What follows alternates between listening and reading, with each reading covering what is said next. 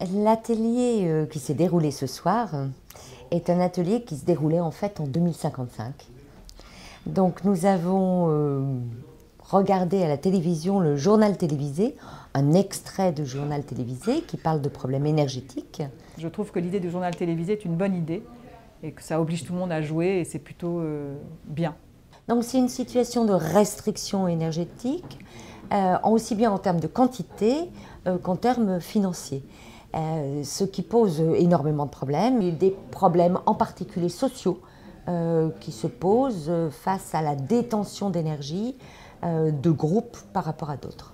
Il y avait ce soir toute une série d'invités qui sont des gens qui, à différents titres, interviennent dans le domaine du bâtiment et essayent de maîtriser ou d'organiser la consommation énergétique. Je trouve que c'est un bon moyen de mettre les gens dans une attitude, de leur faire quitter la chaise sur laquelle ils sont assis et de les mettre dans une autre position, d'une façon très simple, qui ne les met pas mal à l'aise. J'aime bien confronter mon point de vue à des points de vue très divers. Et aujourd'hui, l'Assemblée était diverse et j'attends beaucoup et j'espère beaucoup de rencontres avec des gens qui sont dans des champs disciplinaires différents. Ces hypothèses qui ont été émises, à mon avis, sont extrêmement pertinentes. Décrivent des phénomènes qui ont de très grandes chances d'arriver.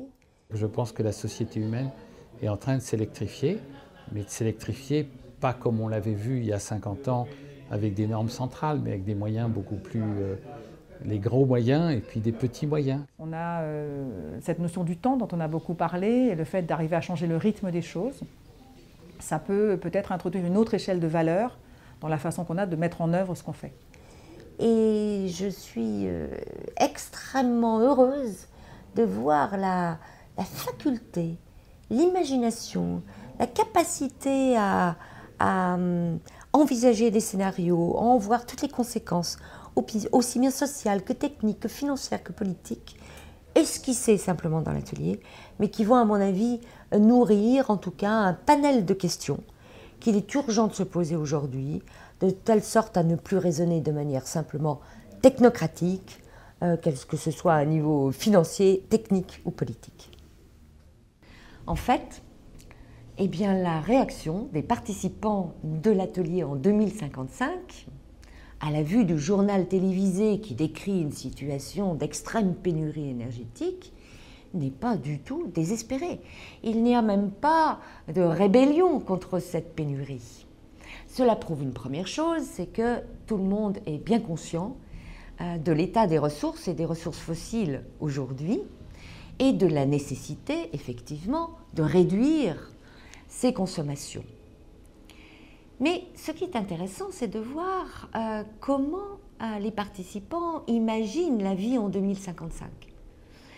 Et avec quel plaisir, finalement, ils proposent des solutions, des modes de vie différents, des organisations sociales différentes, alliant à la fois, bien sûr, la frugalité dans la consommation énergétique, mais aussi des notions de partage.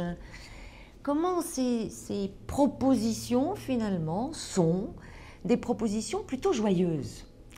Certains même proposent, au lieu de consommer, eh bien, de favoriser la pensée, le temps, la lenteur, faire les choses autrement, découvrir des plaisirs peut-être oubliés.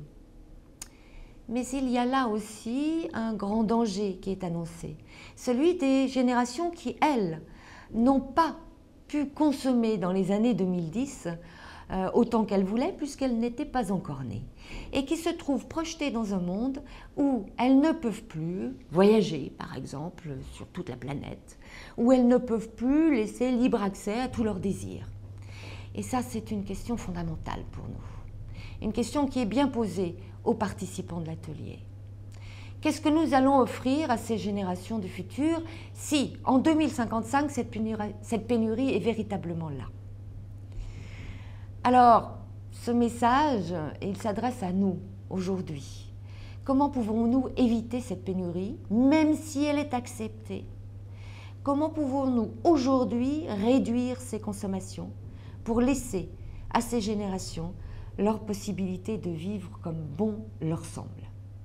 Et pourtant, aujourd'hui, c'est possible.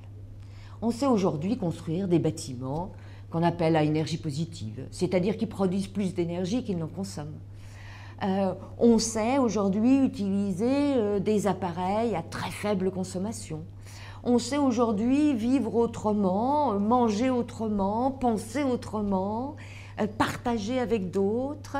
On sait mutualiser des services. Et on ne le fait pas encore. Et pourtant, il y a urgence, on le sent bien. Alors que tout est à notre disposition, nous ne sommes pas encore engagés, nous les acteurs, c'est-à-dire les politiques, c'est-à-dire les investisseurs, les promoteurs, les architectes, les ingénieurs, les producteurs d'énergie, dans cette démarche de prévention qui va nous permettre effectivement, en 2055, de ne pas vivre ce journal télévisé.